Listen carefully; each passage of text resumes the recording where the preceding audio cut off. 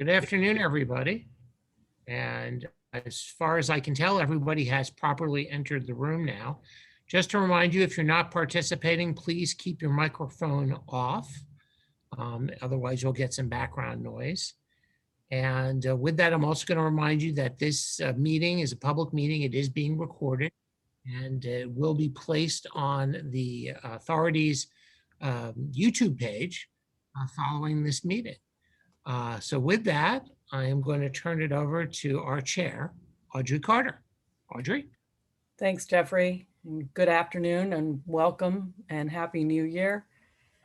This is the January 27th meeting of the Intergovernmental Cooperation Authority for Harrisburg.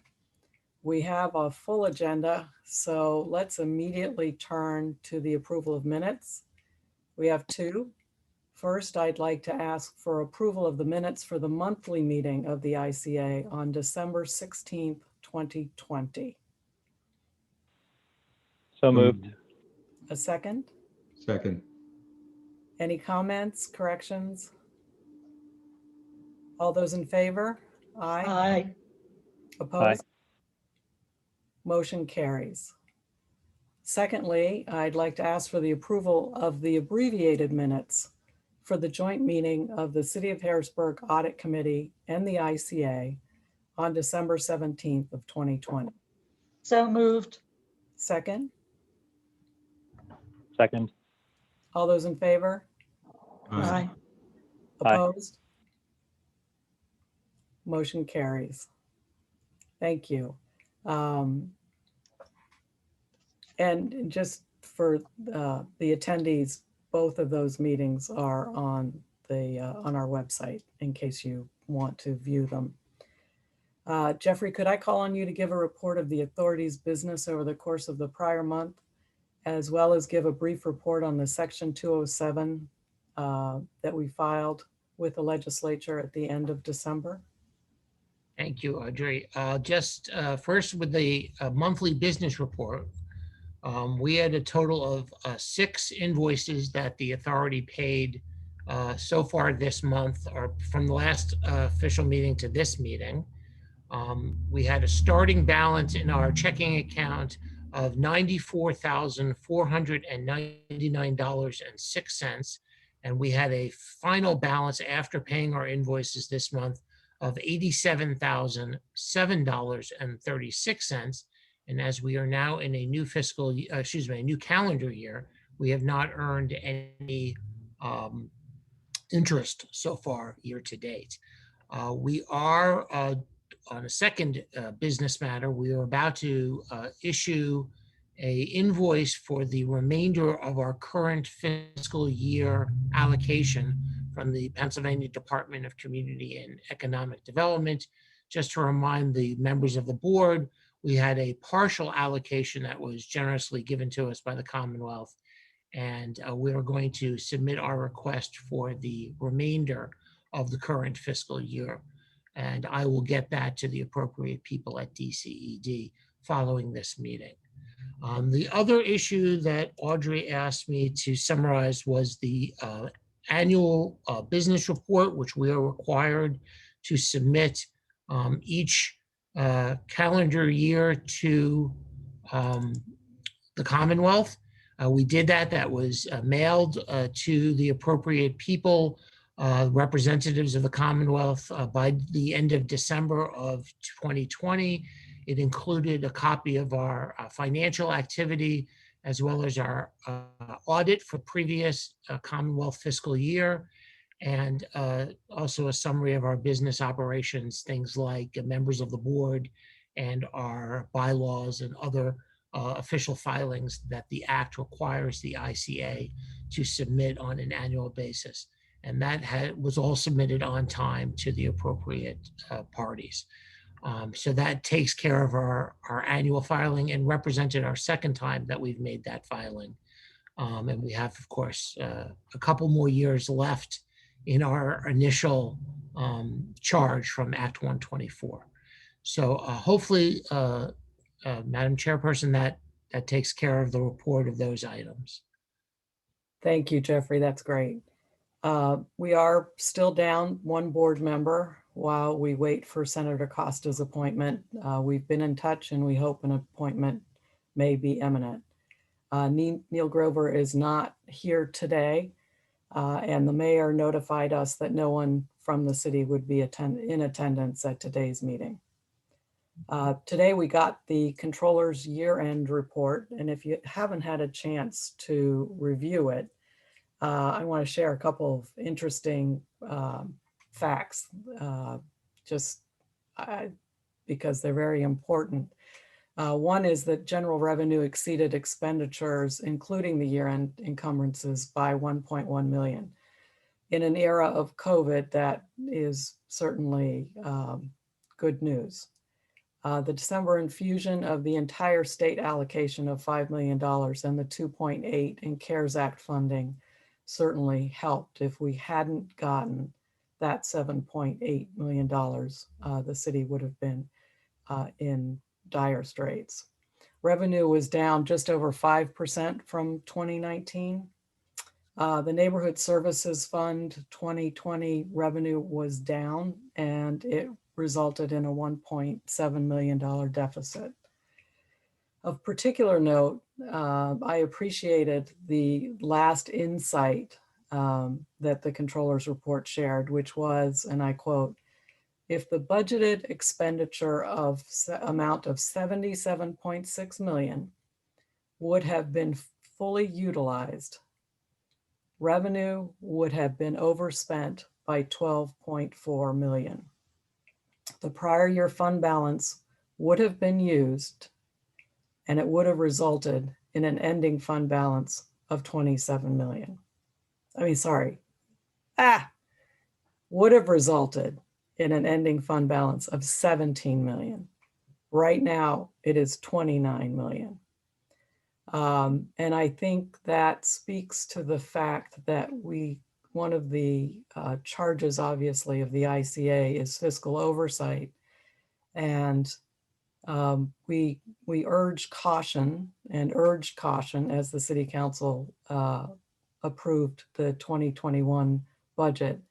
And it's because of this sort of, one might call it a margin, that if they had charged ahead, and some of it may have been self-discipline imposed, others of it seems to be a habit of over budgeting. We were assured, or we were told in October, that all of the capital funds would be used, and in the end that didn't happen, which again allows this sort of excess to appreciate.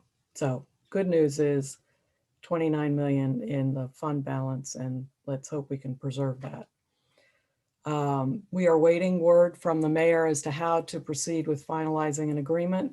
You may remember in November, Jeffrey and I and Ralph had a good meeting with Neil Grover where we discussed several compromise solutions for moving forward. And Neil was going to broker that discussion with the mayor, and we have not heard anything. As we move on to the next agenda item, which is the bulk of the meeting outside of the report from Marita Kelly, I wanted to just give a quick update on the steps that have led us to today.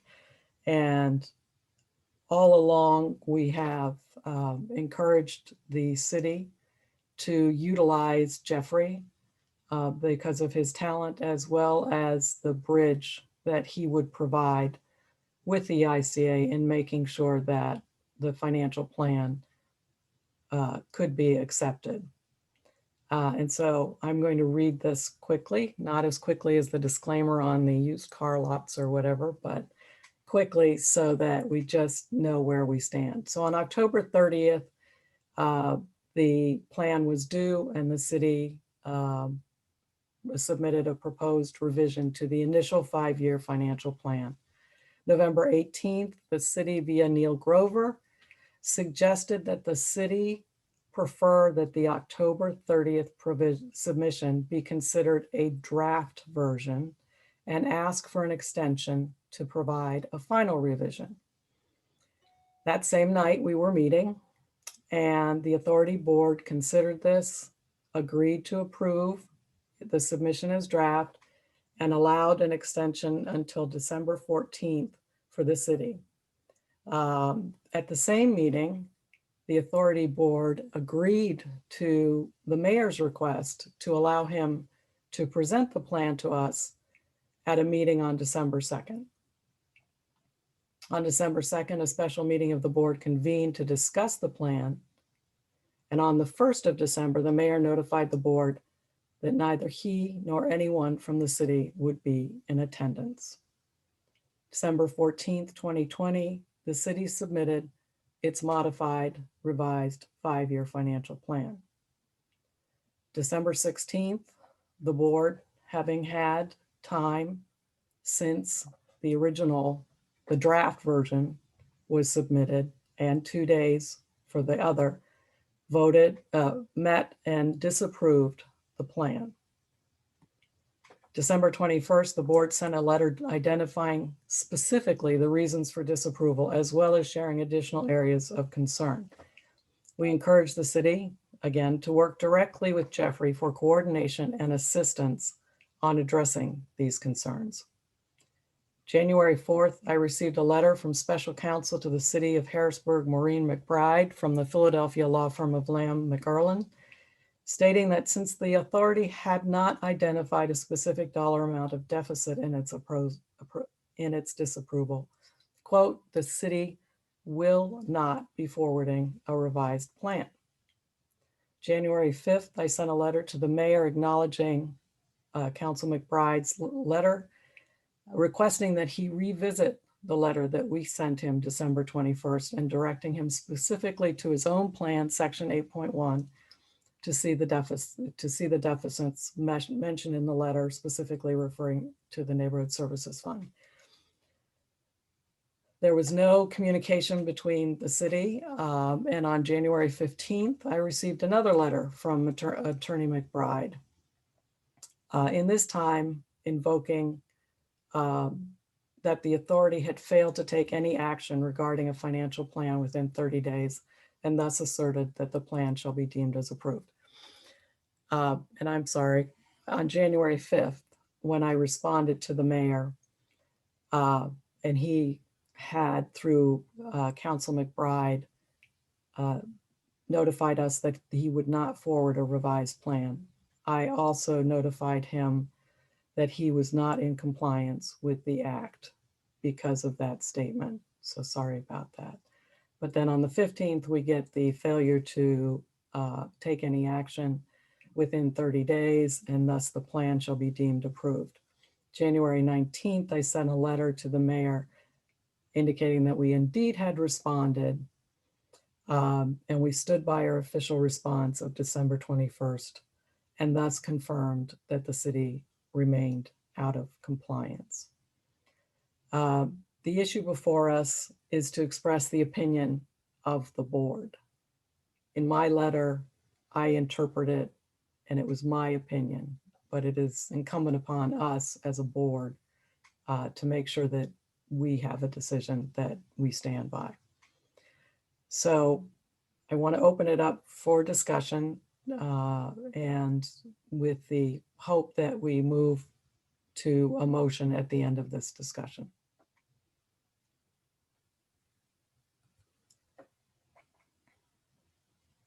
And again, it can just be questions, observations, whatever, because we've not had a chance to see each other or to talk, to process this as a board. I'll be happy to chime in with a couple comments to start. I think the specific reasons that were discussed at our last meeting, and those reasons that ended up leading to the disapproval of the plan that was submitted, and then ultimately those reasons which were outlined in the notification letter to the city. I think those are serious issues, right? I think a forecast that shows, an $18 million operating fund, which is doing business activities, basically going broke in 5 years. I think that's a serious issue, and I have to have to think that any fair-minded person looking at those forecasts is going to, share somewhere between concern and alarm at the possibility of the Neighborhood Services Fund going broke and potentially going broke in 5 years. That's a serious issue, and it needs to be attended to. It needs attention, and I think we all need to agree that the worst possible outcome can be avoided through good management. So I have to make just an editorial comment that the posture from the city that the plan is compliant, let alone a good plan, I think is alarming. I think those forecasts speak for themselves, and I think that's something that really needs to be emphasized, that cooperation is our middle name, and the posture of coming from the city is not cooperative. It's whatever the opposite of that is. It's antagonistic, and that shouldn't be that way. This authority should be a partner in finding solutions to a problem long before they culminate in a very bad outcome for the citizens, for the taxpayers, for the ratepayers. That fund balance, they're forecasting over $5 million of deficits accumulated between now and 2024. Those are public funds. It's not something to be played around with. So I do think it's really incumbent upon us to impress upon the city the need for change in their posture, and to actually pick up the phone and call Jeffrey for the umpteenth, after we've requested it for the umpteenth time, so that we can come up with a system of coming up with solutions, which to this point haven't been presented. I think that's very, very important. Kathy, yeah. Madam Chairman, I very much appreciate you coming back to the board to make sure that your statement is consistent with the thinking of the board as a whole. I think that it makes sense for us basically to ratify your previous sentiments, because I think they were well stated, and in my estimation, the city has the information it needs to know why we were not in sync with their 5-year plan. We offered to them a cooperative olive branch, really, by saying, work with Jeff on this. I mean, Jeff is not only our executive person, but also is someone who is very well versed in municipal finance management areas generally, and very well credentialed in that. It's not like we're just saying, talk to a lower level clerk, if you will. This is someone who has years of experience and could be very helpful to the city. So I would suggest that we ratify what you previously stated, make it clear to the city once again, if it wasn't clear the first multiple times, that we believe that the 5-year plan is not appropriately drafted because of the negatives it shows and because of the assumptions. I mean, you've just talked about where we are with COVID, and but for the extra monies coming in, which one can never be sure will come in, we would have had a serious problem this year, as would many municipalities. But I think we have to be very aware that what we had before was not particularly sufficient to cover our needs, and with COVID, we can expect to have less. Thank you. Doug? Yeah, I agree. I think that you have represented the position of the authority well in your communications with the mayor. I'm bothered a bit that on the one hand, the city asserts that the plan shows balance in those funds, and while as a technical matter, you can draw on reserves to balance a budget, and it meets the dictionary definition, the projection and timeline we're being shown actually represents a structural deficit, which is arguably worse. And the fact that the zero balance, or the neighborhood fund doesn't hit a zero balance until after the 5 years of this plan are exhausted, really to me is immaterial. The projection and timeline is still the same.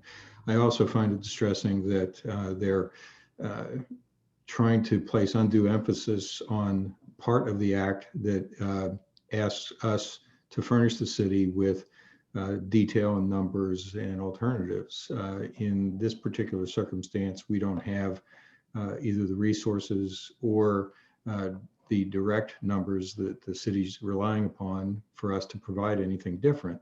But I think, as you indicate in your correspondence, their own charts very clearly show the trend line that we're pointing to and meet all of the requirements that we're required to express when we propose rejection of the plan.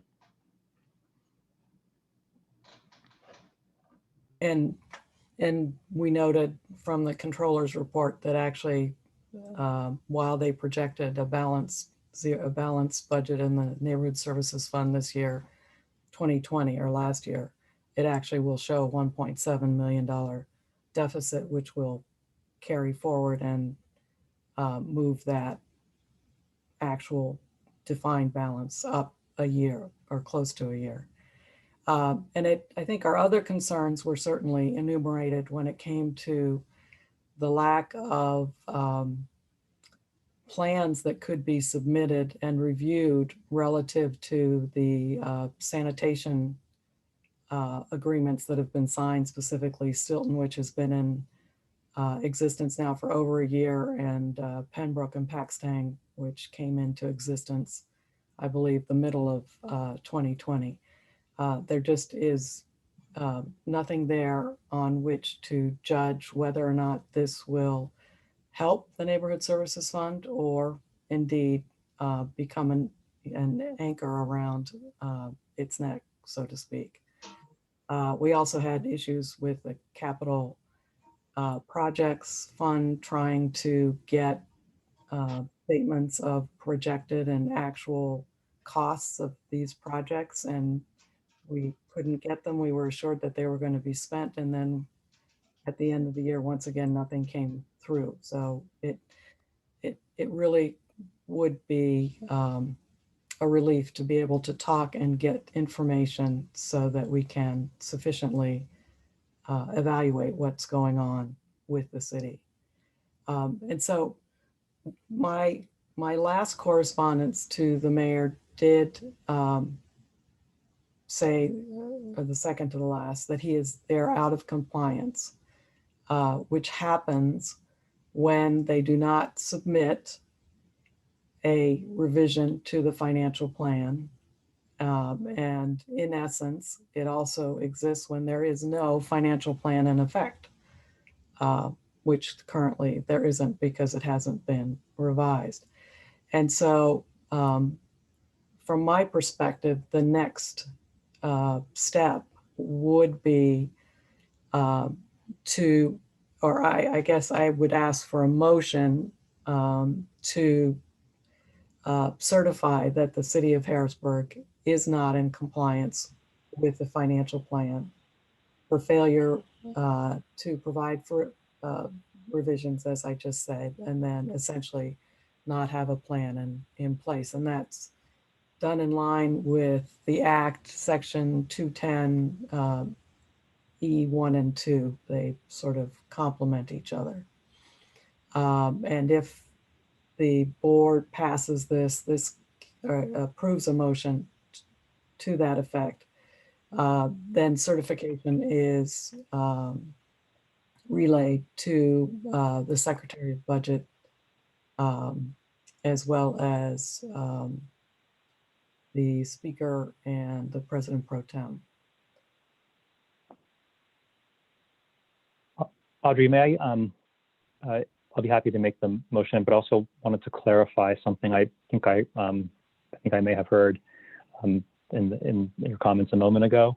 I believe that the action that precipitates the non-compliance is the failure for the city to resubmit the plan with revisions that would bring the plan into compliance. And I believe that if someone can chime in here with an interpretation, but I believe that the plan that was approved a year and a half earlier would remain the plan that's in effect, because it would simply mean that the plan has not been, the approval of the plan have not been revised. And it would mean that some of the business activities of the city, including the upcoming budgets, obviously are, year to year, are updated along as well as the 5-year plan. So someone correct me if that interpretation is wrong. I believe there is a plan. I believe the 5-year plan that was previously approved would remain the effective 5-year plan for the city. And I guess the only question I'd have is technically it's a 4-year plan. Because so Yeah. I 4 years and 1 month. Yeah. Right.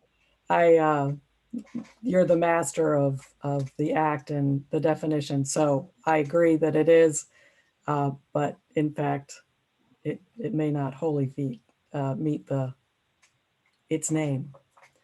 But I agree with you. We can clarify that and should clarify that. Jeffrey.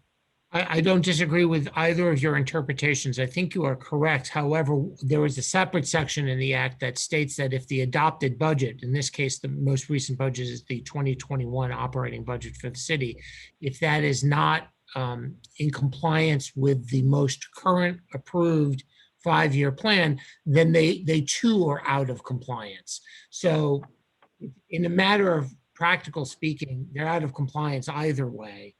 And obviously the mayor attempted to submit a revised 5-year plan, and the disapproval of the authority is not final. It sits in that he can still submit. There's language in the act. He can, for example, tomorrow come forth with a revision to the attempt for this board's consideration. So it sits sort of in that limbo. Not that there isn't a plan, there just isn't a current plan. Is probably the best way to define it. But I think we're splitting hairs. The action that you'd be taking today and the motion that you were agreeing to was the certification that the city is not in compliance. And that is true, whichever plan you consider to be the most recent plan. They are clearly out of compliance. Yeah, and I'll be happy to. I'll be happy to make that motion. I just have to, my mind's already racing ahead to the next step, and it's not supposed to get here. The whole cooperative process is supposed to result in a plan that's submitted that is balanced. That's what the mandate is for us, for the city. We're not supposed to get here. So it's with deep disappointment that I note that we're at the point where we have to make a certification of non-compliance. It's set up to create ample opportunities to avoid this action from taking place. And I think very urgent that the city come to the table and make appropriate revisions to its 5-year plan so that the authority can approve a plan that complies with Act 124 and provides for a balanced budget for 5 years. The city's got to be able to pay for its operations, and that's our job, is to provide the oversight and the support and the assistance and cooperation to make sure that they can. And right now they're demonstrating that there's going to be problems with in its second biggest fund. So I'll make that motion. I'll make the motion to in accordance with Act 124, sections as noted, to certify non-compliance for failure to submit a required plan. I'll second the motion. Any additional comments? Madam Chairman, I just suggest that, as Ralph stated, we include language in the letter relaying the certification, indicating that it is still our hope that they will bring it into compliance as soon as possible. I don't want to be seen simply as the naysayers. I don't think we are. And I want to make that clear at every opportunity that we really want the city to up its game so that it can comply. Thank you, Kathy. That is important. So we have a motion on the table. We have a second, and Jeffrey, a notation, I think an appropriate notation to make sure the final paragraph strikes that note. All those in favor of the motion, say aye. Aye. Aye. Motion carries. Are there other discussions relative to what we can do, what we should be doing based on the information that we have at hand from the city? I wanted to bring something up, and I thought it might be okay to bring it up under other business, but I'll mention it now, is that due to the projected deficits, the structural deficit in the Neighborhood Services Fund, and the magnitude of the problem and the apparent posture of the city to put its head in the sand effectively and tell us that in some form of make-believe argument that somehow it's that fund is, in some fantasy world, that those numbers that show millions of dollars are negative are somehow actually balanced. I think it's important to bring in an independent, qualified party to provide some sort of consulting service to tell us the truth of the matter with regard to the financial management of the Neighborhood Services Fund. And the second thing I'll note is, aside from the forecasts, which are alarming, the actual numbers provided by the city and the supporting information were clearly bogus. We're clearly underestimating expenses, and for that Steelton services agreement, and no projections have been provided for additional service contracts to third-party municipalities. So, and that there's no capital improvement plan. There's simply a line item showing, again, millions of dollars over the upcoming years being spent on so-called capital spending. I think given the dollars involved, I think it's important for taxpayers, for ratepayers, for citizens to know that this fund is at a minimum on a path to fix these problems and pay for itself, because these are business activities you're talking about. These are the activities that companies do and actually turn a profit doing for other municipalities. And here the city is self-performing it and apparently suffering financially for doing so. So I might ask for some assistance. I had asked them for some help, and Jeffrey had suggested that I could word it as a motion to obtain a proposal to engage professional services for the purpose of reviewing the budgetary affairs and financial management, and making any factual findings and recommendations associated with the Neighborhood Services Fund, and including any intermunicipal agreements with outside municipalities. And I'll note that Jeffrey provided a couple citations that enumerate the powers and duties of our authority. And the authority has, not just the power, but also, and you can interpret it as the duty to obtain reports and information in these important matters, to make factual findings, and then ultimately make recommendations to the city concerning these budgetary and fiscal affairs. So, and the authority also has the power to retain professional services, including outside auditors, to render professional services as deemed appropriate. So I would ask my fellow members of the board for support of this motion to obtain proposals to engage professional services firm for these specific matters. So we have a motion on the floor. Can I have a second, and then we'll turn to discussion? I'll second. All right, let's turn to, is there discussion? Sorry, leading question there. Ralph, what kind of firm do you have in mind? I might defer a response to someone like Jeffrey, who actually runs a municipal utility operation. I know that during the formulation of the Harrisburg Strong Plan, there were a litany of consultants who worked specifically on the sanitation side of things for the city. We did receive a copy through I believe, Neil. We did receive a copy of an old consulting report that had been prepared regarding the operation and recommendations and so on and so forth. So although those firms, that's not part of my day job, so I can't say I know who that would be. So I would defer to someone like Jeffrey on that.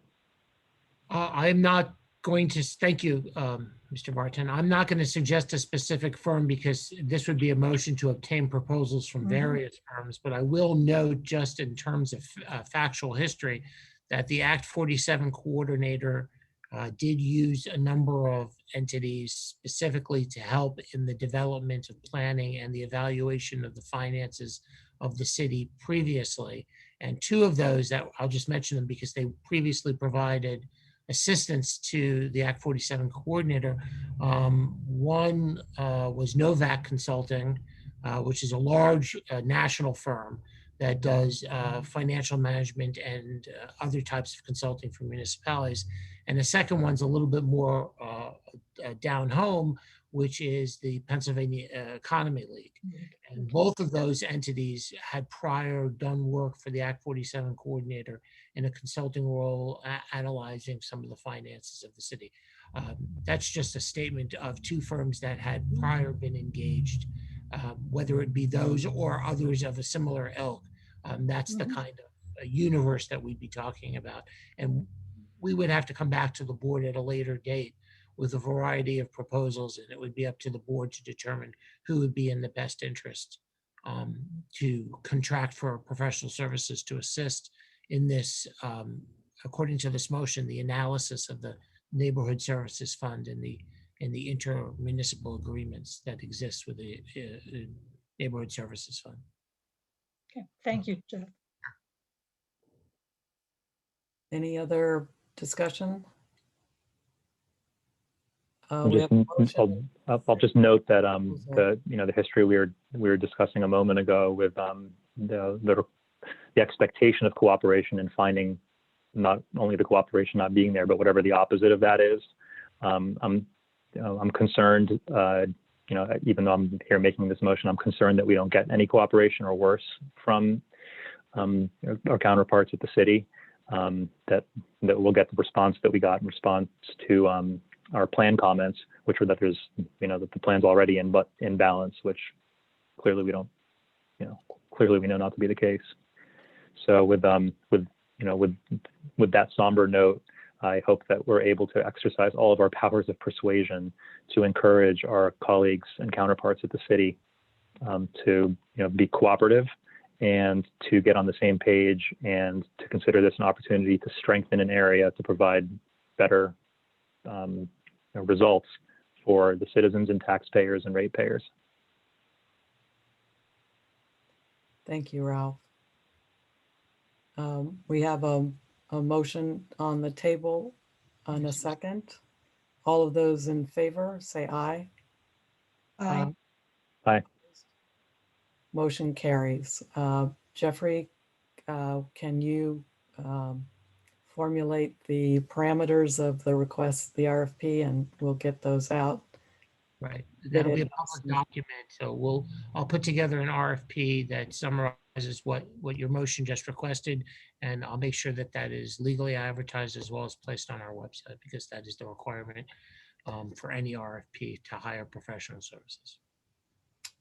Thank you, Jeffrey, and I echo Ralph's. I know his recent comments. I know we all came into this wanting to help the city of Harrisburg and wanting to lend whatever talents we could and lend the resources that the authority could muster. And unfortunately, it's not met with receptiveness. And but we continue in a spirit of optimism that it will change. It must change. So moving on on our agenda, I'd like to turn it over to Marita Kelly, the Act 47 coordinator for the city of Harrisburg, whom Jeffrey just mentioned is a continuing resource for us and a font of information and always willing to share. So Marita, we're delighted you can join us, and I will turn the meeting over to you. Thank you, Audrey. Can everyone hear me clearly? Yes. Yes. Okay, very good. I am unfortunately, I'm not going to be telling you anything new because many of you sat painstakingly through the 15 hours of budget hearings. Um, and, but I will announce that the 2021 general fund revenues totaled $79,296,323. And that's approximately 2% over the previous year. And then the total 2021 general fund expenses totaled $79,233,886, which is approximately 2.1% over the previous year, which, you know, more or less stays in line with inflation. But I know we all sat there for many, many hours, and that was the eventual outcome of the 2021 revenue and expenditure budget for the general fund. Hopefully I said general fund earlier. And I know Audrey gave you an even further update than what I have, because the most recent cash balances that were sent to me on January 11th, the closing balance for the general fund was 30.9 million. And for the neighborhood services fund, January 11th closing balance was 6.2 million. So those, as I said, I think Audrey has even more accurate and up-to-date information, probably because she had a chance to look at the controller's report. I did receive it, but I just did not have a chance to look at it. I had several commitments this afternoon, so I wasn't able to look at it. But the payroll for both the general fund and the neighborhood service fund remained the same as last year. The biweekly payrolls for the general fund is like 950,000, and the neighborhood services fund is 150,000. And I think you all received a copy of my fourth quarter report to the Commonwealth Court. So you should have all the updated parking data, the updated Exwama data from the incinerator, and most of what I just said was in my fiscal matters chapter. So if you have any questions on that report, or if you didn't have a chance to read it and you want to read it this week, it's so exciting reading, such exciting reading, I should say. You're certainly welcome to send me an email or give me a phone call, and I'd be happy to address anything that and by the way, this was sent to all of the attorneys that are involved in the lawsuit for the city. The lawsuit that's relating to those contractors who did not fairly deliver the services that the city had requested. At least that's the content of the lawsuit. So that was sent to those attorneys as well. That lawsuit is still pending, and if there's any input or result, I will certainly update you next month as to the activities with that. But so since September of 2019, when they had some closing arguments, I haven't heard anything new. So that's been a year. So that's pretty much my report, unless anyone has questions for me. And thank you, Audrey, for giving them an even more accurate update than I provided. But again, I'm relying on January 11th, 2021 data. So I'm a little bit behind the 8 ball on that, but that's what I have to report today. If you have any questions, please feel free to ask. I have one question, if that's okay. Sure. Can you confirm that you did receive the end of December check run from Brian McCutcheon that you and I had discussed earlier? Right, and the end of December's numbers are different in my report. I gave you the more updated numbers. So I do, in my report that I presented was the end of December, and because I have to report on information for up to December 31st. So I actually gave you more updated information that actually exists in my report, because I thought it made sense that you would have, if I have January 11th data, I should send it to you. But yeah, I did receive that. Thank you very much. I'd just like to comment as irrelevant that the authority board has not received a copy of Brian McCutcheon's check run since mid-December, December 15th, I think it was, check run. And I have reached out to Mr. McCutcheon with communication to try to determine why we have not received copies of the city's check run. And we're not receiving it anymore, nor am I receiving a response to my request for a copy of the check run. So apparently, as long as you're getting it, that's good, but I am no longer getting it for distribution. Okay. Yeah, I did get the January 11th. When I asked for the closeout that was sent to me, I just thought, I didn't check to see who he copied on that. So, Yeah, I don't know if it's an error or an oversight. We were receiving it for the last year, and then it did stop after the mid-December check run. We haven't gotten one since. So I'll continue to try to reach out to Mr. McCutcheon and see if we can obtain that information. Is very helpful for analysis of what's going on in the, monthly in the city's finances. Although the controller's report is very good as well. So we are getting that. right. And that information from Brian usually is a little more, not accurate, but more up to date because it's provided more frequently. I like it. I hope we can get it again. Yeah, and as part of my responsibilities, I have to review those reports and so forth. So, any other questions? Well, one is, I was going to say, Jeffrey, I'm sure it's an oversight. I mean, Brian is, we know, stretched so thin, so I'm sure we can get that rectified. And Marita, possibly the difference is maybe the reconciliation of the encumbrances that they've done, because the numbers that the controller's office stated included the encumbrances. Oh, could be. That could be. Yeah, because this is pure cash. So you're probably correct. Yes, thanks. I didn't think about that. Any other questions of Marita? Thank you for the invitation, and Madam Chairman, and anything I can do to assist, please let me know. Well, thank you, Marita, and a quick shout out and hi and Happy New Year to Bev, your colleague who I know is on the call as well. So thank you, Marita. Hello, Happy New Year. Hi, Bev. The next on the agenda, I'd like to call on Doug. Could I ask you to present a report and share findings of your and Kathy's efforts on behalf of the Special Counsel Subcommittee? Thank you, Madam Chairman. I'll be happy to do so. Kathy and I were appointed as this subcommittee upon the resignation of our counsel, Jeff Engel, and our need to arrange for new counsel. We developed an RFP, which was appropriately distributed, and in response to the RFP, we received 6 responsible and responsive bidders, or proposals rather.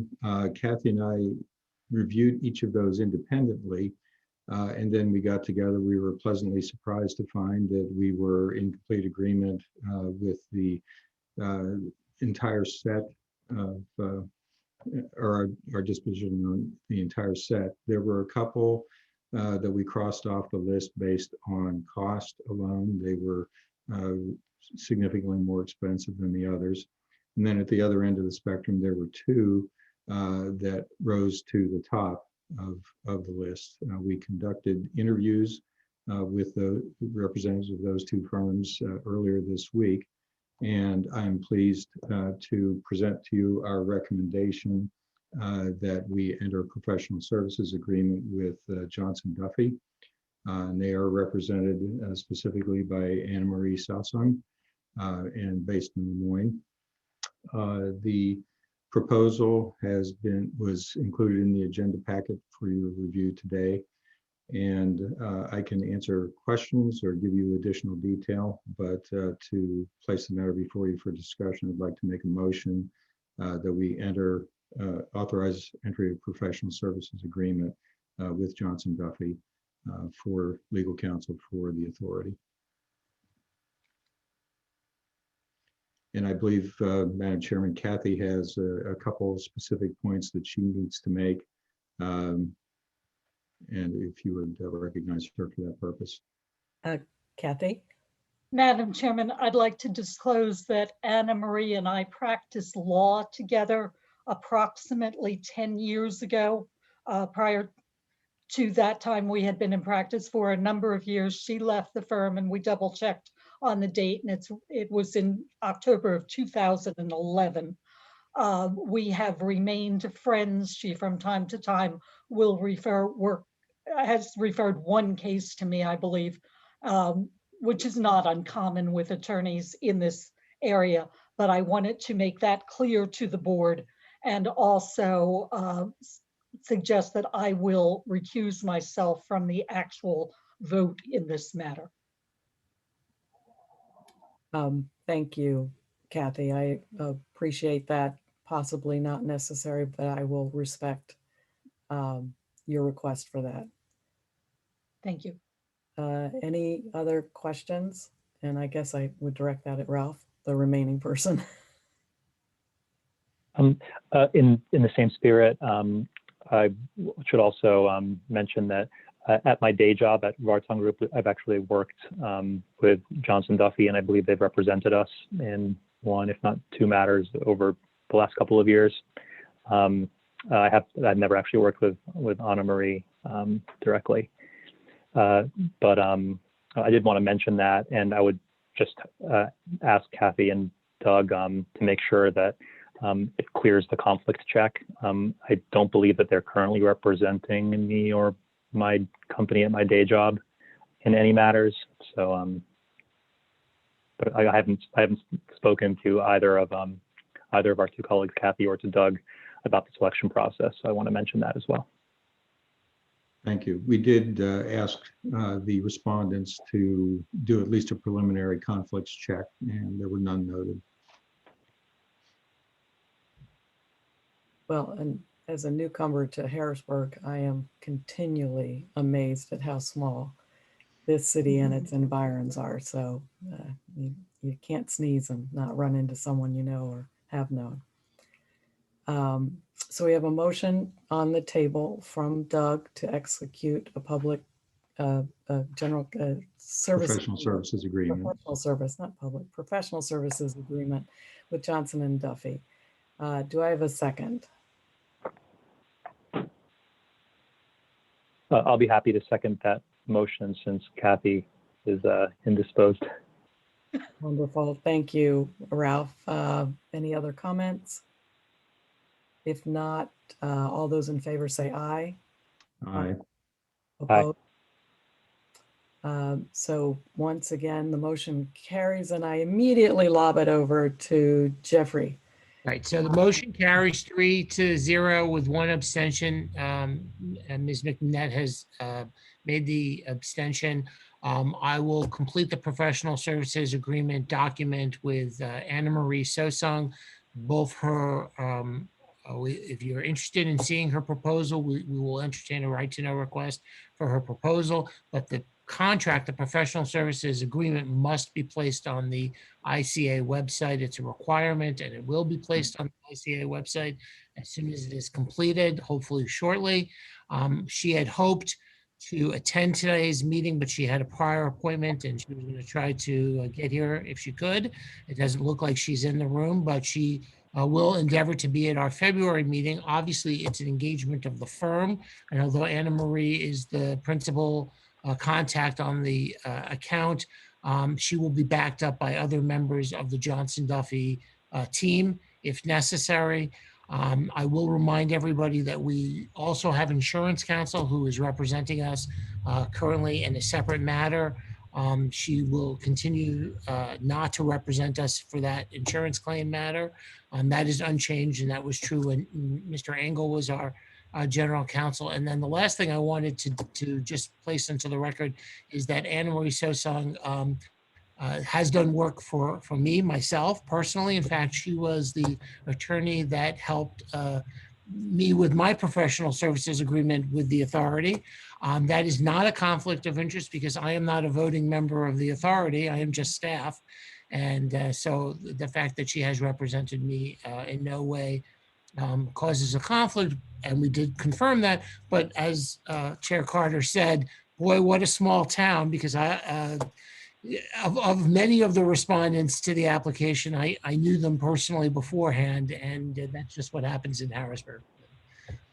It's hard not to know people. And I wanted to mention, since she's not here to tell you herself, that she did serve with the Commonwealth as well. She had a position, I believe, if Kathy or Doug remembers, it was Yeah, well, a couple of the points. She was Deputy Secretary of the Department of Health. She had 300 employees reporting to her and was responsible for managing the budget in that deputy. And then she also was an assistant in the Economic Development Office for the city of Harrisburg under Steve Reed. And she further ran an entrepreneurial development program. I believe I recall from her notes that it was in 28 counties in Pennsylvania. So It was the SIA program, Mhm. Self-Employed Assistance Program, which aimed to get people off of unemployment comp by making them entrepreneurs and therefore ineligible for the program.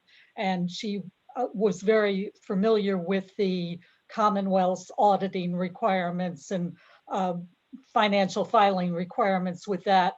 Interestingly enough, and I don't know if I ever knew this before, I knew she had worked with Steve Reed in economic development, but she could have been a colleague of Marita's. I don't know how far Marita goes back with DCED, but she actually worked with DCED or one of its predecessors before she went to work with Steve Reed. So not only the Department of Health experience, but she also had Commonwealth experience with DCED.